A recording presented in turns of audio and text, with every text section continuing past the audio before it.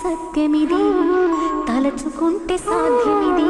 మౌనంగానే ఎదగమని మొక్క నీకు చెబుతుంది, ఎదిగిన కొద్దీ ఒదగమని